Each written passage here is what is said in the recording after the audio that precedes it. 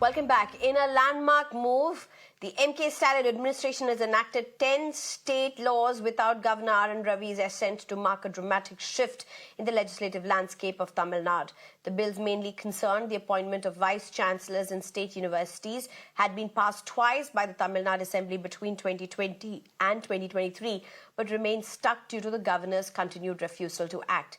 However, this isn't an issue any longer following a landmark Supreme Court ruling that deemed R.N. Ravi. The apex court had also asserted that the governor cannot identify without assent, effectively curbing that it described a pocket veto. Chief Minister M.K. Stalin had also hailed the Supreme Court's decision as a victory for federalism and democratic principles.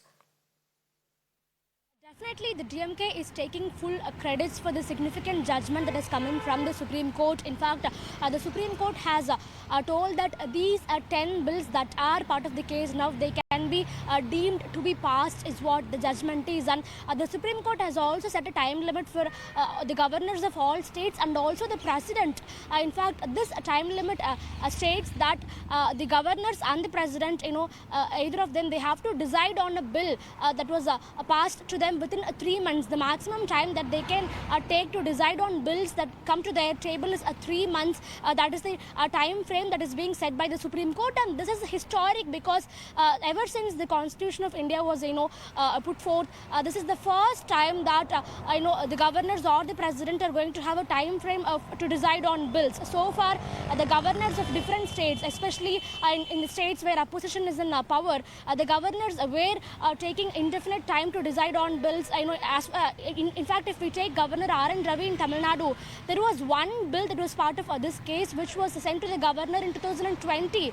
The current governor was not even holding the office. Then it was the previous governor, Banwarilal Purohit, who was occupying the high office at that time. So that one bill, a particular bill was pending in the governor's office for almost 5 years. So it is also now one of the 10 bills that are deemed to have been passed by the Supreme Court. So definitely a very historic judgment, and the DMK is not leaving any stone unturned when it comes to taking credits for it. Be it the chief minister or the ministers of the DMK, all of them in all the stages that they get on to since the day before yesterday, they are calling this judgment historic, and they are telling that Tamil Nadu is leading the charge when it comes to safeguarding states' rights and federalism from the hands of the Union BJP government.